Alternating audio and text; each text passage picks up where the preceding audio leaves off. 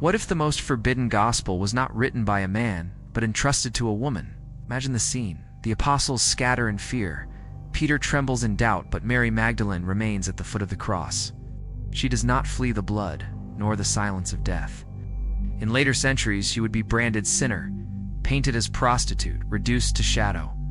Yet hidden in a fragmentary manuscript buried for centuries lies another truth.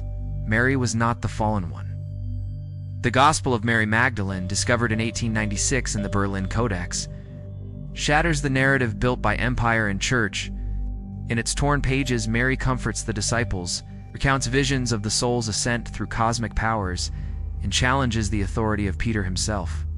She is not silent witness, but revealer of mysteries, keeper of forbidden truth. And it is precisely this inversion, this threat, that ensured her voice was erased. For how could a faith built upon patriarchal order allow the woman called Magdalene to stand as teacher? Even above the apostles, forbidden whispers still burn, that Mary received knowledge the others did not, that she bore a truth too dangerous to canonize. What if the church silenced her not because she was weak, but because she was strong? What if the greatest betrayal was not Judas handing over the body of Christ, but empire burying the words of Mary, the woman who knew? Every forbidden text has an architecture, a scaffolding of silence built around it to ensure its voice never pierces the walls of orthodoxy. The Gospel of Mary Magdalene is no exception. It was not erased by accident, nor merely lost in the sands of time. It was systematically buried beneath centuries of councils, doctrines, and patriarchal power. To speak of Mary's gospel is to expose the architecture of evil, the lattice of suppression that defined what counted as truth and what was condemned as heresy. The fragments of the Gospel of Mary surfaced in 1896 within the Berlin Codex, written in Coptic, itself a translation from an earlier Greek original. Already the text was wounded, missing entire sections, its voice fractured and incomplete. Yet even through broken lines, its radical challenge emerges. Mary stands before trembling disciples after Christ's departure, offering visions of the soul ascending through hostile powers, the archons of the cosmos. She claims authority to teach what others could not bear. But Peter interrupts, outraged. Did the teacher really speak with a woman in private and not openly to us? Are we to turn and all listen to her? Did he prefer her to us? This scene is more than a quarrel. It is revelation of the architecture of exclusion, the very structure that ensured Mary's voice would be smothered. The evil here is not a monstrous demon with horns, but a system of erasure. Early Christianity was not a monolith. In its first centuries, dozens of gospels circulated, voices of visionaries, mystics, and teachers. But councils and bishops determined which would survive, which would be canonized, and which would be condemned as heresy. The texts chosen formed the spine of empire's religion. The others, like Mary's, were cast into shadow, labeled dangerous, unreliable, or obscene. The architecture of evil is this: a world where power, not truth, determined which words endured. Mary's gospel threatened not merely because it was Gnostic, but because it was female. In the ancient world, female voices were tolerated as visions, prophecies, ecstatic cries, but never as authority. To imagine a woman correcting Peter, teaching apostles, interpreting Christ's secret words, that was intolerable. If Mary's voice had been canonized, the entire foundation of patriarchal order would tremble. The architecture of empire could not allow it. Thus her words were torn, her role rewritten. From teacher, she became prostitute. From revealer of mysteries, she became penitent sinner. A deliberate inversion, sanctified by centuries of sermons. The architecture of evil is visible in art and liturgy. Paintings show Mary kneeling at Christ's feet, not standing in authority. Sermons call her example of repentance, not bearer of wisdom. The church renamed her identity, fusing her with anonymous sinners to erase her gospel role. Memory itself was weaponized history rewritten to serve order. This is the architecture, not chains and fire, but narrative itself turned into prison. Yet the fragments survive like bones in the desert. The Berlin Codex, later supplemented by other scraps, reminds us that suppression is never total. Forbidden truths leak through cracks. The very outrage of Peter recorded in the text exposes reality. There was a struggle, a debate, a silenced voice. The architecture of evil is powerful, but it is never absolute. Shadows whisper even when light is extinguished. To understand the magnitude of this suppression, we must see the context. In Gnostic cosmology, salvation was not obedience to rules, but awakening from ignorance. Christ was revealer of gnosis, knowledge hidden from rulers. To entrust this teaching to Mary is symbolic inversion. The one marginalized by empire becomes a vessel of liberation. No wonder Peter resists. The architecture of evil thrives by silencing the marginalized, ensuring truth remains property of the powerful. To canonize Mary would be to dethrone Peter, to destabilize hierarchy, to fracture empire. The parallels are chilling in every age. Silencing of Mary mirrors silencing of countless voices across history: women, heretics, slaves, mystics whose testimonies threatened structures of control. Their words were erased, their texts burned, their legacies rewritten. Always the same pattern. Truth buried beneath architecture of evil, and always the same motive. Fear of inversion, fear that suppressed voices might overturn order. Imagine the council halls, bishops in robes debating canon. Imagine manuscripts piled, some deemed holy, others condemned. Among them, Mary's gospel lies discarded, its words called dangerous. The architecture rises. Walls of orthodoxy, sealed with mortar of silence. Centuries pass, the walls hold, and Mary becomes sinner in the eyes of world. Yet beneath stones, her voice lingers, waiting for rediscovery. The forbidden truth is that evil here is not chaos, but construction. It is architecture built with care, order used as weapon. Mary's voice was not ignored, was deliberately entombed. Her authority was not forgotten, it was inverted into shame. This is the genius of suppression, not only to bury truth, but to rewrite it as sin. Now as fragments resurface, the architecture trembles. For to read the Gospel of Mary is to see design of suppression exposed. To hear her voice is to realize how carefully empire built its prison of narrative. To acknowledge her authority is to confront the possibility that everything inherited as gospel is incomplete, curated by power, distorted by fear. The architecture of evil begins to crack when we ask, what other voices remain buried? What other gospels silenced? What other truths inverted? Every forbidden gospel speaks not only in sentences, but in symbols, and the Gospel of Mary Magdalene is no exception. Its fragmented lines carry a lexicon of imagery that reveals a hidden grammar of resistance, inversion, and revelation. To read Mary's text is to learn a symbolic language that undermines the empire's official scripture. To recognize how silence itself becomes a sigil, and how her voice was transformed into archetype of forbidden wisdom. The most potent symbol is Mary herself. In canonical tradition, she is recast as prostitute, penitent, fallen woman. But in her gospel, she stands as visionary, revealer, teacher. This inversion transforms her into archetype of Sophia, the divine feminine wisdom suppressed in Gnostic cosmology. Name Magdalene, derived from Magdala Tower, is symbol of strength and elevation. She is tower rising above waves of patriarchal silence, yet rewritten as sinner to collapse her authority. Very identity is battleground of symbols, strength turned to shame, revelation turned to repentance. Within the gospel, her vision of the soul's ascent is central. She describes the soul rising through cosmic powers, the archons, who attempt to bind, deceive, and imprison. This journey is more than mystical vision. It is symbolic map of liberation. The archons embody structures of control, the same forces that silence her voice. To pass them requires courage, knowledge, and defiance. The ascent is allegory for the human condition. To rise from ignorance, to pierce veils of empire, to reach truth hidden beyond rulers. Mary's soul journey is not mere vision, but coded instruction, symbol of gnosis as escape from chains. Another key symbol is conflict with Peter. Peter represents institution, hierarchy, patriarchal order. His outrage, did the teacher really speak with a woman in private, is more than personal insult. It is symbolic dramatization of suppression itself. Peter is an archetype of gatekeeper, authority that denies legitimacy of forbidden voices. Mary, standing against him, becomes symbol of resistance, embodiment of hidden truth that refuses silence. Their quarrel is cosmic allegory, institutional authority versus visionary revelation. masculine hierarchy versus feminine gnosis. Silence itself functions as symbol throughout. Mary's words come to us fragmented, pages missing, lines broken. Scholars debate whether this is accident of time or deliberate destruction. But symbolically, the fragmentation is powerful. The missing pages embody suppression itself, absence's testament.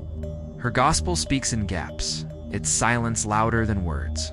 To encounter the torn codex is to feel architecture of evil inscribed into manuscript.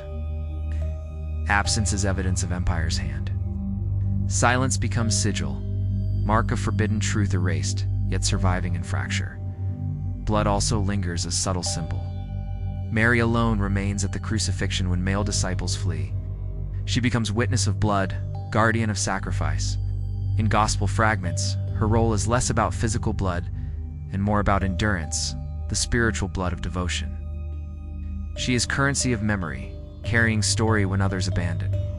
Blood here symbolizes loyalty, feminine persistence, testimony written not on parchment but in presence. Mary's very witness becomes sacrificial offering, her devotion currency exchanged for revelation. The imagery of soul versus powers is drenched in symbolic duality. The archons demand answers, seeking to bind soul with fear, ignorance, and desire. The soul responds with courage, resisting chains, declaring freedom. This battle is not literal, but symbolic of every human struggle against oppression. Archons are rulers, empires, systems. The soul is voice silenced yet rising. Mary's vision encodes universal pattern. Liberation requires confronting powers that enslave. Her gospel transforms cosmic ascent into allegory of resistance against earthly authority. Even the disciples' fear is symbolic. After Christ's departure, they despair, weep, scatter. Mary rises to strengthen them, reminding them of vision. Their fear symbolizes weakness of institutions, fragility of authority when tested. Mary's courage symbolizes hidden strength of forbidden voices. The contrast is deliberate. Those meant to lead falter, while the silenced woman speaks. Symbolic inversion. Authority collapses. Marginal voice sustains. From broader perspective, the Gospel of Mary embodies Gnostic symbolism. Knowledge gnosis is light, ignorance darkness, salvation is awakening, not obedience. Christ entrusts hidden teaching not to Peter, but to Mary, a symbol of light given to marginalized. Inversion becomes symbol of truth. What empire rejects, heaven entrusts. Mary embodies gnosis itself, wisdom rejected by rulers but necessary for liberation. This symbolic language resonates beyond antiquity. In art and literature, Mary Magdalene became an archetype of misunderstood woman, both penitent sinner and hidden saint. Painters cloaked her in red, symbol of sin and passion, yet red is also symbol of blood, sacrifice, courage. Writers described her as weeping, yet tears are also baptism, water of revelation. Every symbol of her carries double edge, sinner and saint, shame and wisdom, silence and revelation. This duality itself is symbol of inversion truth, hidden beneath imposed identity. Even her name and cultural memory becomes sigil of suppressed truth. To speak Mary Magdalene is to invoke centuries of distortion and suppression, yet also centuries of devotion. Her figure embodies forbidden tension. She is symbol of what is lost and what survives, a voice erased yet remembered. The gospel fragments amplified this, her voice speaking through torn parchment. A whisper of forbidden truth echoing despite empire's silence. Imagine manuscript itself. Pages missing, ink faded, lines broken. Yet in gaps you hear resonance. Silence between words is thunder. The torn gospel is itself symbol of survival. Its fragmentation mirrors Mary's own erasure, yet its existence defies suppression. The Codex's wounded body, scarred yet alive, carrying forbidden truth across centuries. Symbol and artifact converge. The book itself becomes testimony of architecture of evil and endurance of forbidden wisdom. The forbidden truth is that the Gospel of Mary is more than text. It is symbolic grammar of inversion, silence, resistance. Mary is tower and sinner, teacher and penitent, saint and prostitute. The vision is ascent and rebellion, cosmic allegory and earthly protest. The missing pages are silence and scream, absence and survival. The entire gospel is sigil, carved against empire, whispering forbidden truth through symbols. To read it is to learn this language. See Mary not as sinner, but as revealer, is to decode inversion. To hear her vision of ascent is to recognize an allegory of resistance. To witness her silence is to perceive power of suppressed voices. Symbols speak where words are erased. And once you learn their language, you cannot return to ignorance. The gospel fragments are not ruins, they are keys. Keys to forbidden grammar, keys to suppressed truth, keys to awakening buried in symbols. Blood has always been the silent ink of covenants, the ancient price by which faith, loyalty, and memory are purchased. In the canonical Gospels, blood is the crimson river at the heart of redemption. The blood of Christ poured out for many, the sacrificial current that secures the new covenant. Yet in the Gospel of Mary Magdalene, blood takes on a different, more haunting resonance. Mary's role is not in spilling blood, but in witnessing it. Not in shedding life, but in carrying memory of sacrifice when others turned away. Her presence at the cross and her vision of the soul-less journey transform blood from physical sacrifice into enduring testimony. In this way, her gospel reveals another layer of the oldest currency, not only the blood that flows from veins, but the unseen currency of devotion, silence, endurance. At Golgotha, the disciples scatter, but Mary remains. She stands at the very threshold where body is broken and blood is shed, watching as covenant is sealed in crimson. Her act is not passive, but sacrificial in its own right. To remain at the place of blood when others flee is to pay price of loyalty. Mary bleeds inwardly, bearing terror and grief, offering her courage as hidden sacrifice. Her blood is not spilled outwardly, but inwardly consumed, transforming devotion into covenant. This is a different economy, an economy of witness. In ancient law, 2 or 3 witnesses confirmed truth. Mary becomes witness of blood itself, ensuring that sacrifice is not forgotten, that covenant is not erased. Her role is bloodless, yet blood-soaked, for to remember is to bleed invisibly. The gospel fragments push this theme further. Mary recounts vision of soul ascending past powers that seek to bind and drain. The archons demand tolls of fear, desire, ignorance, currencies of spirit. Blood here becomes metaphor of life energy, siphoned by rulers, demanded as price for passage. The soul resists, declaring freedom, refusing to pay. This is an inversion of economy. Rulers demand blood, but gnosis grants liberation. Knowledge becomes shield, courage becomes sacrifice, and soul ascends without surrendering currency of life. Mary's vision reframes blood as contested currency, demanded by powers, denied by awakened soul. In broader history, women have often borne burden of sacrifice not through battlefield blood but through silence, labor, endurance. Mary's gospel encodes this archetype. Her loyalty at cross, her courage before disciples, her persistence, despite erasure, are forms of blood given. The church rewrote her as prostitute, forcing her identity to bleed, consuming her reputation as hidden sacrifice to sustain patriarchal order. Her very memory was crucified, her name bled dry of authority. In this sense, Mary herself becomes sacrificial victim, not slain on cross, but bled through distortion. Her gospel is testimony of that hidden offering. Blood as currency also appears in tension with Peter. His rejection of Mary's voice is an attempt to strip her authority, to deny her value. In patriarchal economy, only male voices carried legitimacy. Mary's gospel challenges that, declaring that her teaching came directly from Christ. Her authority, therefore, is purchased not with silver, but with blood of witness. Loyalty at cross, vision of gnosis. Her very presence renders her words currency of truth. To deny her is to deny blood itself. Thus the conflict is not only theological, but economic. Whose sacrifice counts? Whose blood is valid? The forbidden answer, the blood of a woman at the cross, is equal, if not greater, than words of men who fled. The inversion deepens when we compare Mary's gospel to empire's narrative. Rome shed blood on altars of war, enforcing order through crucifixions, executions, spectacles of death.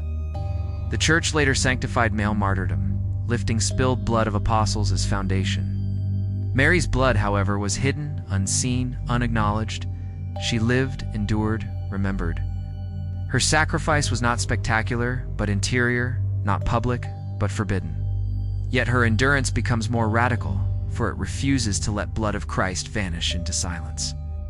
Her devotion consecrates blood already shed, transfigures it into eternal witness.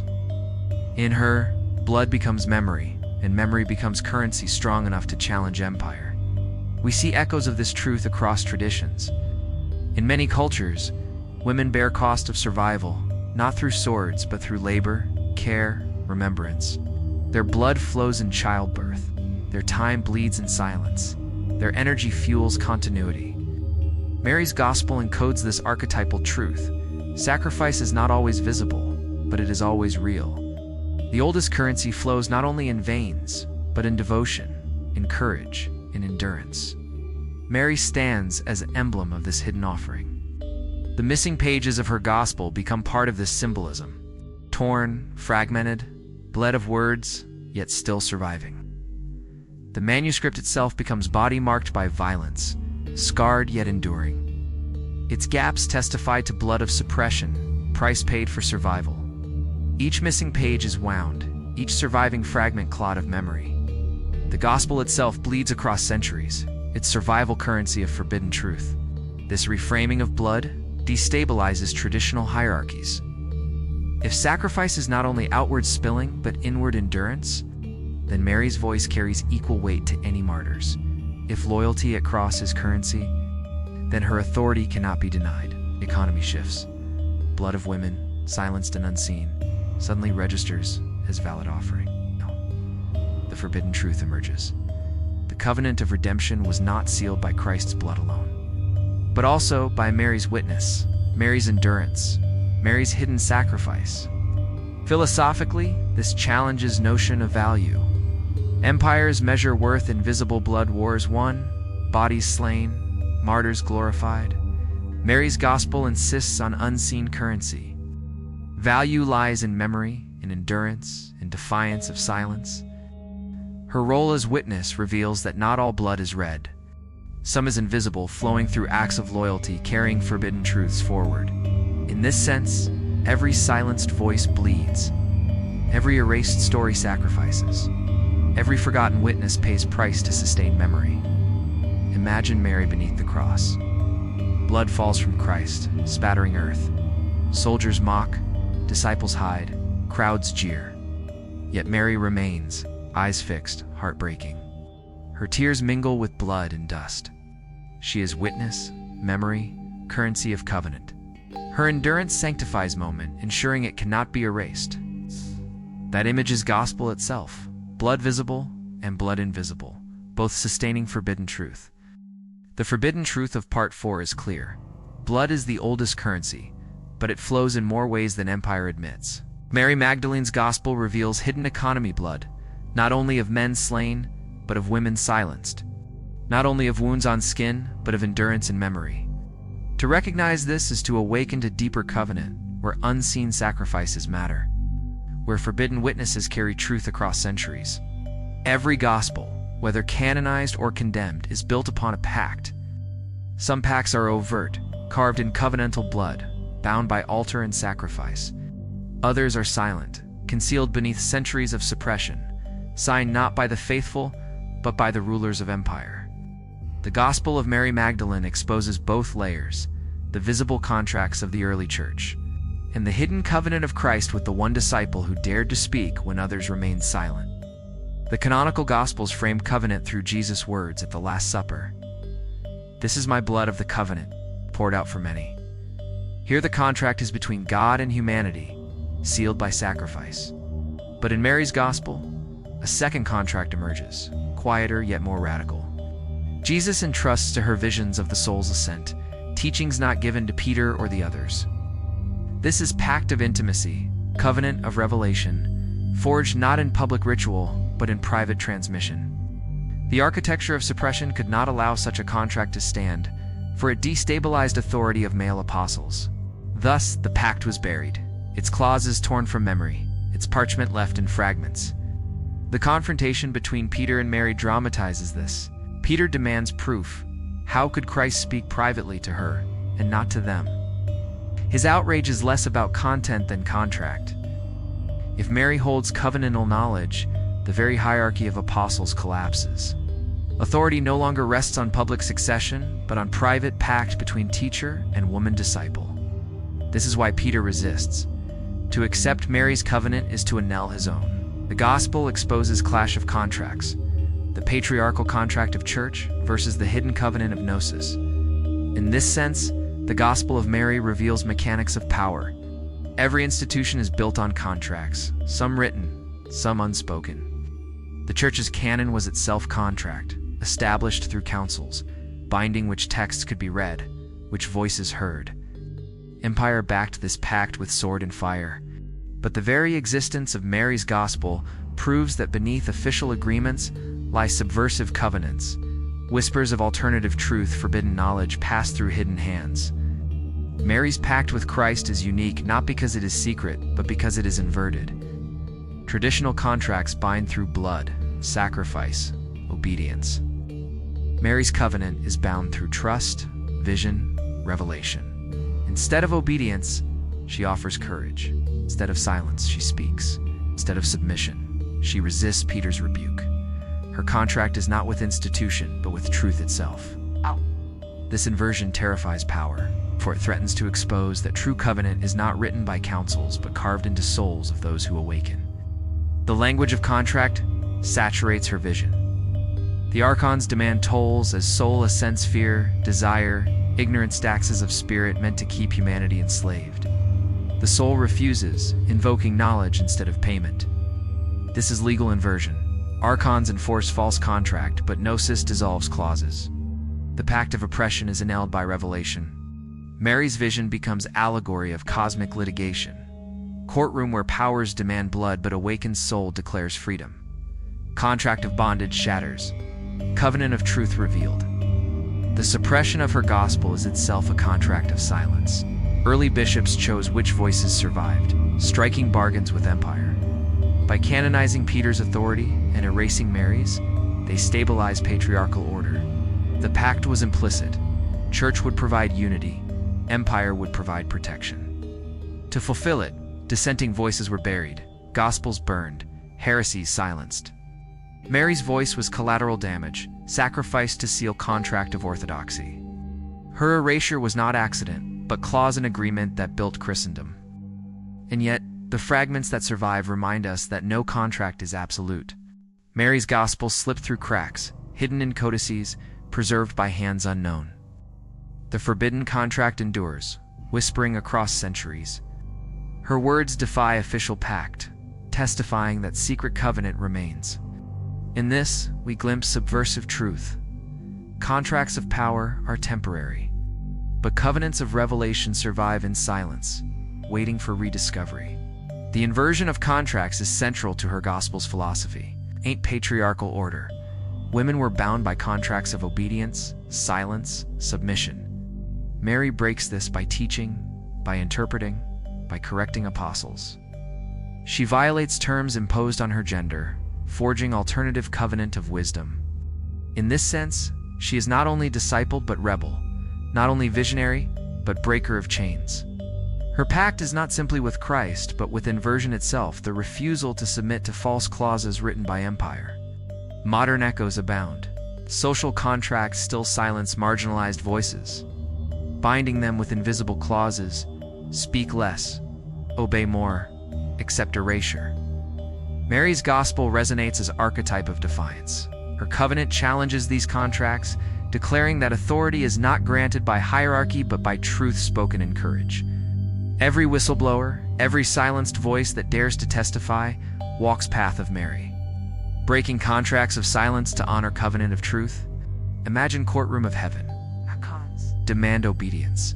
Peter demands proof. Empire demands silence. Mary stands, scroll in hand, voice steady. She does not beg or justify. She reveals her gospel is covenant itself. Testimony that contracts of men cannot bury contracts of spirit. Even fragmented, her words endure, scarred but alive, proof that forbidden pacts outlast empire's decrees. The forbidden truth is this: every system is contract, but not all contracts are true. Some bind through power, others liberate through revelation. Mary Magdalene embodies the latter. Her gospel is covenant of forbidden truth, pact written not in blood spilled, but in courage endured. Empire buried her, but her voice rises still, reminding us that hidden covenants outlive false agreements. The question that remains: which contract will you serve? The pact of silence, or the covenant of awakening? Morality is often presented as fixed. Obedience is good, disobedience evil. Silence is virtue, speaking out rebellion. Men lead, women follow.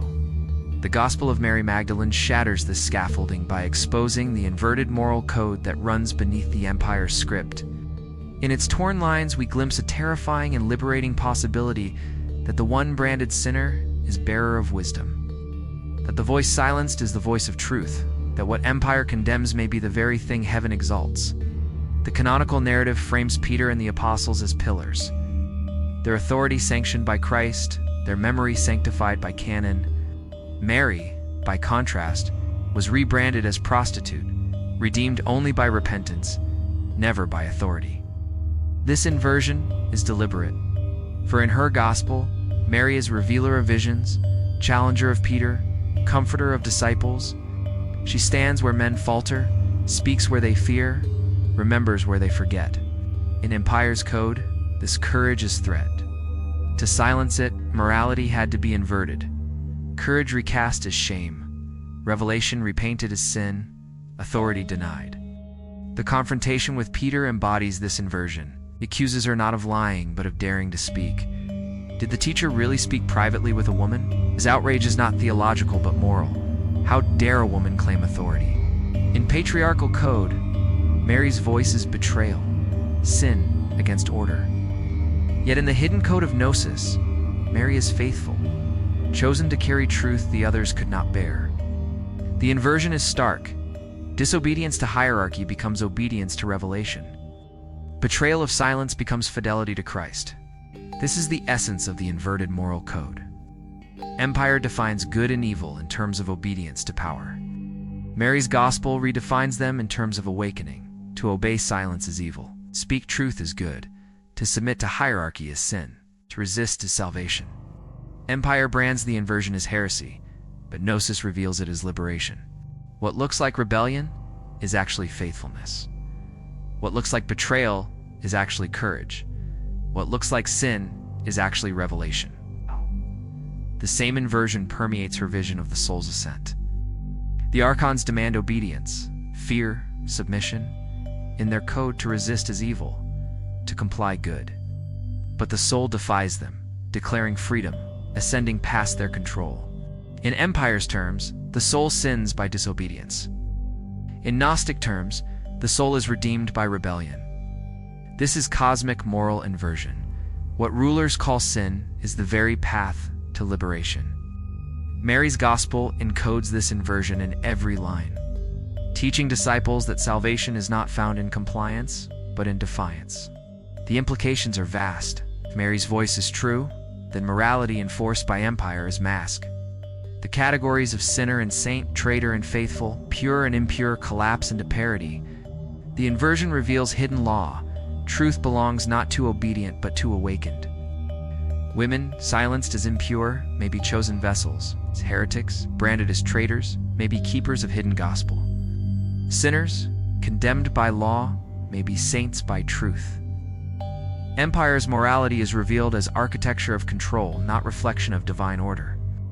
This is why Mary's gospel had to be suppressed. To canonize it would be to admit that the categories sustaining empire were false. If Mary is teacher, Peter's supremacy is undermined. Her vision is gospel. Council's decisions are exposed as partial. If her role is central, patriarchy's foundations crack. The inverted code terrifies precisely because it flips every hierarchy. Authority becomes corruption. Silence becomes violence. Rebellion becomes fidelity. Psychologically, this inversion strikes deep. Humans crave clarity, boundaries of good and evil, rules to navigate chaos.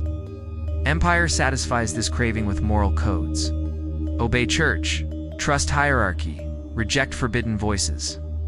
Mary's gospel destabilizes this certainty, whispering that morality is not fixed but forged, not eternal but constructed. Her voice invites terrifying freedom, to see that categories are masks, to choose truth even when branded heresy. Awakening means bearing weight of inversion without collapsing into despair. The forbidden truth is that inversion liberates. When silence is called virtue, Mary's defiance frees. When patriarchy calls obedience holy, her resistance redeems. When empire calls her sinner, her gospel reveals her saint. The inverted code empowers those crushed by false morality, revealing that their condemnation may be crowned. What is branded curse may be hidden calling. What is called betrayal may be covenant. This echoes across history. Mystics condemned as heretics, women silenced as witches, rebels branded traitors all embody inverted code. Their condemnation sustains empire's morality, but their defiance sustains forbidden truth.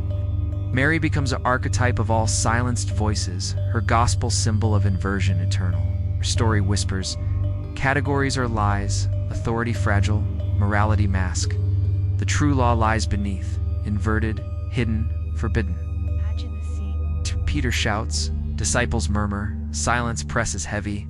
Mary rises, calm, steady, recounting vision of soul ascending. To some, she is blasphemer, woman out of place.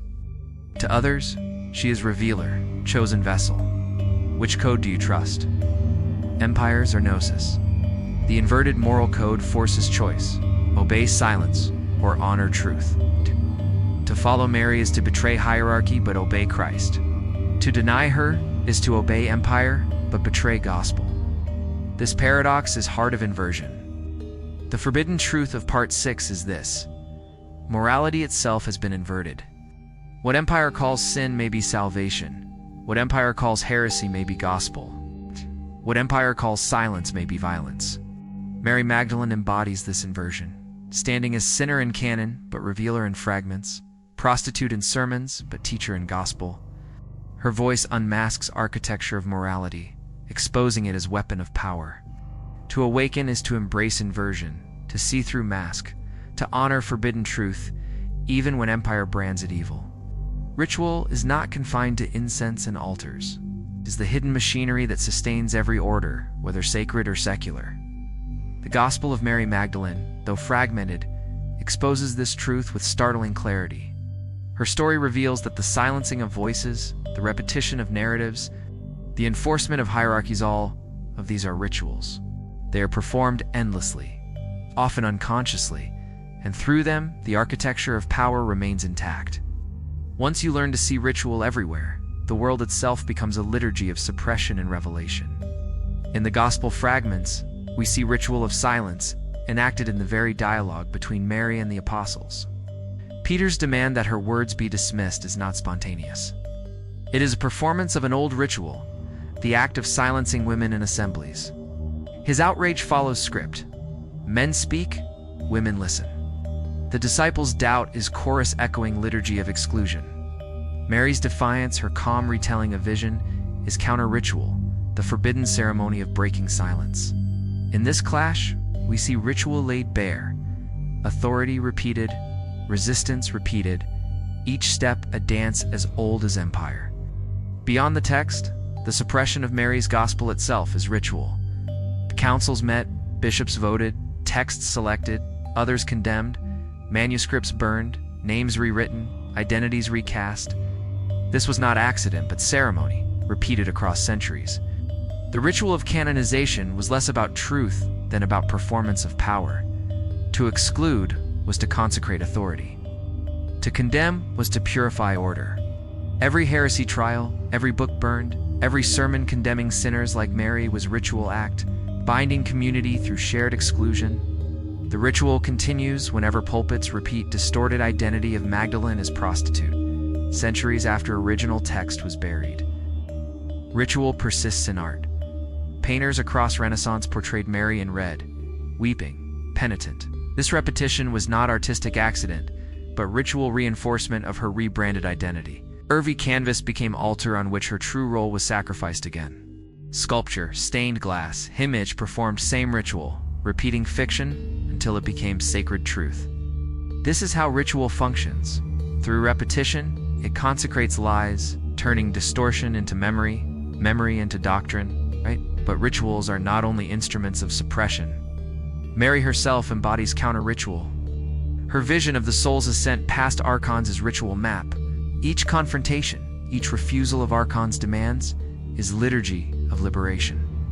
Where rulers demand tolls of fear, the soul responds with gnosis. This exchange is not random, but ritual combat, echo of ancient mystery rites where initiates confronted guardians to ascend higher realms. Mary's vision encodes counter-liturgy, ritual of resistance against rituals of oppression. Even her role as comforter to disciples is ritual. She finds them weeping, paralyzed by fear.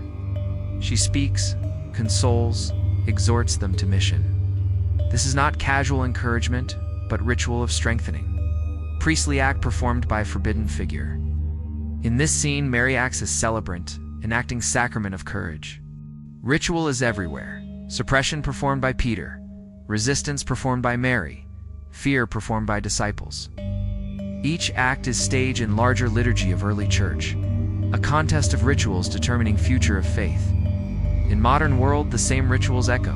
Religious institutions still repeat stories of Mary as penitent sinner, sustaining ritual of exclusion. Politics repeats rituals of silencing marginalized voices in debates, parliaments, platforms. Media repeats images of women as objects, erasing authority. Its repetition is ritual act, consecrating silence. At same time, counter-rituals rise. Voices reclaiming Mary as apostle. Movements restoring women's authority, scholars recovering forbidden texts. These two are rituals, performed with symbols, chants, publications, protests. Rituals everywhere, some binding, some liberating. The very act of reading Mary's Gospel today is ritual. To gather fragments, translate lines, study silences, this is ceremony of resurrection. Each reader becomes celebrant, each discussion part of liturgy, of reclamation. The ritual of suppression lasted centuries. The ritual of recovery begins anew. Ritual thus becomes battlefield, not anomaly. To control ritual is to control memory, to shape truth. The Church mastered this art. Tao forbidden texts return to rewrite liturgy of history. Philosophically, ritual is the engine of reality. Humans survive by repetition of meals, sleep, stories. Communities cohere through repeated gestures, anthem, oath, prayer, law. Empire sustains itself not only by swords but by rituals, parades, trials, executions, sermons. Mary's story unmasks this, showing that suppression itself is ritual performance.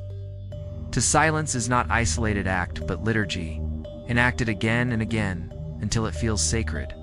To awaken is to recognize ritual in every structure, every repetition, every silence. Imagine cathedral of history. At its altar, Peter raises chalice of authority.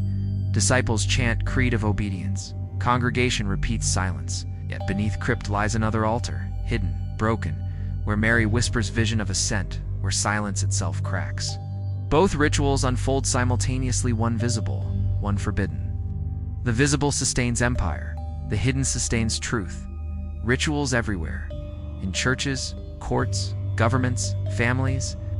The question is not whether you participate, but which ritual you choose to sanctify. The forbidden truth of Part 7 is this. Ritual is not only in incense and chant. It is in silence enforced, in narratives repeated, in exclusions normalized. It is in paintings that distort, sermons that condemn, counsels that erase. Ritual is everywhere, binding dream of empire. Yet resistance too is ritual Mary speaking, fragments surviving, readers awakening. The world is liturgy, and you are already participant. To see this is to awaken. To choose is to consecrate. To awaken through the Gospel of Mary Magdalene is to hear whispers beneath centuries of silence and realize that the story you inherited is incomplete. It is to feel the tremor of recognition when a forbidden voice pierces the architecture of orthodoxy, when the figure long cast as penitent sinner rises as revealer, teacher, prophet. Awakening is not merely intellectual, it is existential. It demands a tearing away of masks, an unveiling of structures, a confrontation with the void where empire's morality once pretended to stand. The fragments of Mary's Gospel strike like lightning across the night sky of tradition. You read the words Peter's outrage, Mary's calm defiance, her vision of the soul ascending through cosmic powers, and suddenly the weight of centuries collapses. What if she was not the fallen one, but the faithful one? What if her voice, erased and rewritten, carries the key to a gospel the empire could not allow? The awakening begins in this what if, this rupture of assumption. You cannot unsee what you have glimpsed, that silence itself was ritual, that suppression was not accident but design. Awakening is recognition that the canon is curated, councils decided, bishops decreed, manuscripts were burned. What you call Bible is not neutral collection of divine words, but selection forged by power. The missing voices are not less true. They are less convenient. Mary's Gospel becomes mirror, reflecting the absence you did not notice. To awaken is to see ghostly silhouettes of other texts. Gospel of Thomas, Apocalypse of Peter, Book of Giants, hovering behind pages you thought complete. Once the mirror cracks, Scripture itself becomes a labyrinth of presence and absence, light and shadow. But awakening is not despair. It is clarity. It is the recognition that truth was never the property of empire, that revelation is not bound by canon. The Gospel of Mary insists that authority flows not from hierarchy, but from vision, not from councils, but from courage. Awakening is realizing that you, too, are part of this pattern, that hidden truths live not only in lost manuscripts, but in silenced parts of yourself. Mary becomes archetype, not only of forgotten gospel, but of every suppressed voice within human soul. Consider her vision of the soul's ascent. The archons demand tolls, fear, desire, ignorance. They seek to bind, to enslave, to silence. The soul resists, declaring freedom, breaking contract. This is allegory for awakening. Powers of your world media, institutions, authorities, demand, submission, silence, conformity. To awaken is to confront them, to refuse toll, to declare freedom. Mary's vision becomes your vision, the journey of soul-past powers that rule by fear.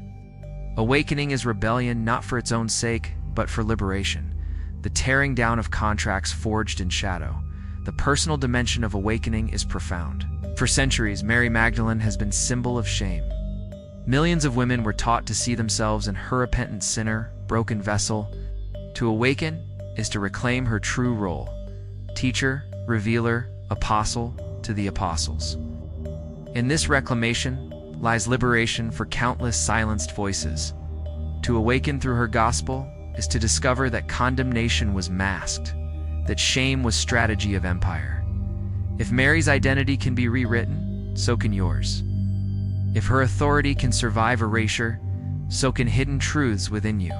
Awakening also exposes the inverted moral code. You see that what empire calls heresy may be gospel, what empire calls sin may be courage. You awaken to fragility of categories, to construct a nature of morality. This is terrifying. Boundaries dissolve, certainty collapses. Yet it is also liberating. If categories are masks, you can unmask them.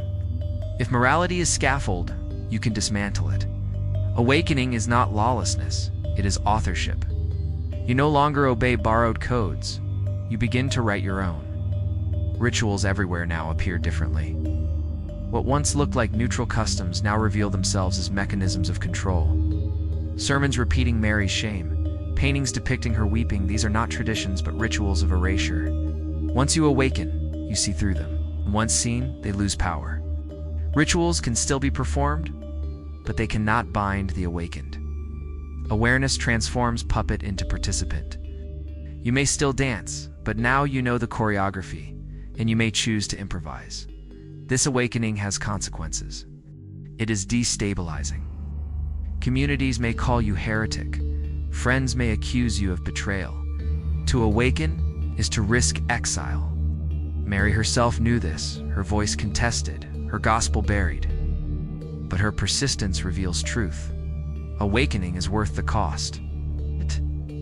Better to see clearly and walk alone than to sleep in crowded halls of empire. The price is heavy, but the reward is authenticity, truth unmasked, freedom lived, vision embraced. Philosophically, awakening through Mary's Gospel aligns with perennial mysticism. Mystics across traditions saw truth beyond categories, light beyond law, freedom beyond fear. Mary's vision of ascent is no different.